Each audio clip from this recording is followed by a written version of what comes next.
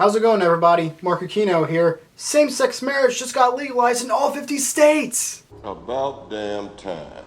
Huge congrats to the LGBTQ community for really fighting the good fight. But hey, this ain't a place for politics. I'm here to talk about Spider-Man! Because, you know, I've never talked about that before. Sony is leaving behind Sam Raimi, the director, and Tobey Maguire, its star. That, to me, is the worst idea ever! I am so ashamed of that video.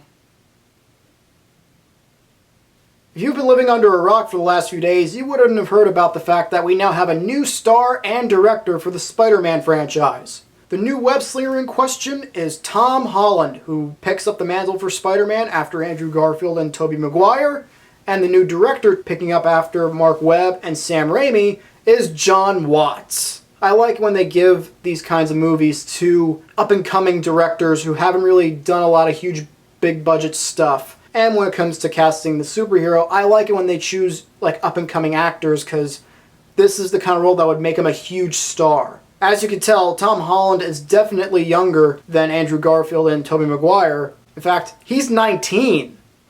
That's my age, man. He's like my Spider-Man. Well, actually, he's still my Spider-Man, but, you know, that's because I grew up on that one. Now, Tom Holland has appeared in a bunch of movies before, most notably the tsunami drama The Impossible, which he starred in alongside Ewan McGregor and Naomi Watts. Holland will make his debut as Spider-Man next year in Captain America Civil War, and then the year afterwards he'll be in his own Spider-Man movie that'll be co-produced by both Marvel Studios and Sony Pictures. But oh, Sony will still have more creative control over the movie than Marvel, oh. Yeah, to share my thoughts on that, take it away, sarcastic parrot.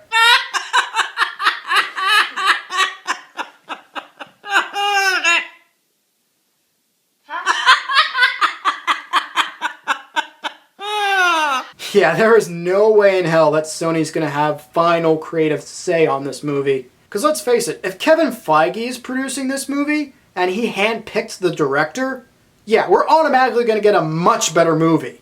For those who don't know who he is, Kevin Feige is the president of Marvel Studios, and he's pretty much the godfather of Marvel's big cinematic universe and all that. And I like the fact that they were really careful with how they chose this. Apparently there were more than like 1,500 actors that auditioned for this role, at least until Marvel's main casting director, Sarah Finn, narrowed the list down to like 6 possible people to play Spider-Man. All those actors, by the way, are like around 15 to 19, because Marvel wants the character to still be in high school by the time he became Spider-Man and all that, and when he makes his debut. The way they actually made their final decision to cast Holland as Spider-Man is really cool. Apparently they made him do 2 different screen tests. The first one was with Robert Downey Jr., and the second was with Chris Evans. Now that is how you choose your next big hero, by having that person like share a scene with the 2 biggest heroes in the MCU. And let me tell you, if you're 19 years old and you have enough talent to like hold your own on the screen alongside Robert Downey Jr. and Chris Evans, it's like, you know, the search is over at that point.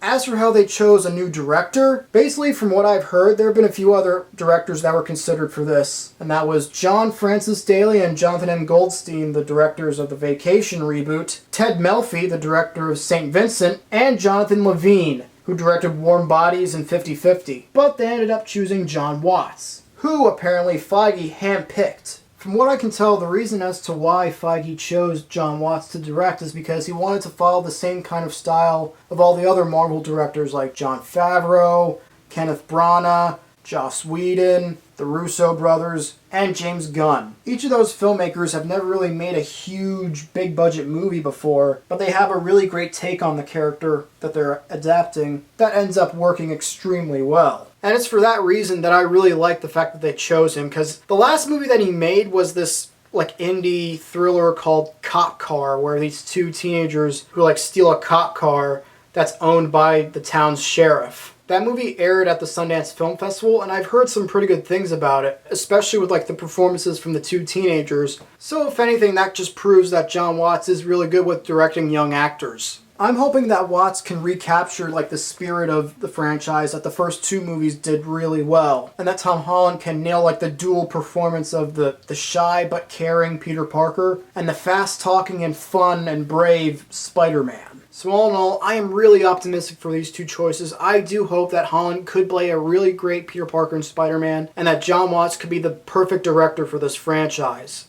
So what do you think? Are you excited for Tom Holland to be Spider-Man and for Jon Watts to direct the next Spider-Man movie? If not, who would you choose for the next Spider-Man, and who would you want to direct it? Tell me in the comments section down below. And as always, if you like what you saw here, feel free to press that like button, share this with your friends, and hey, subscribe if you want. But until next time, I'm Marc Aquino. Thanks for watching, and I'll see you guys later.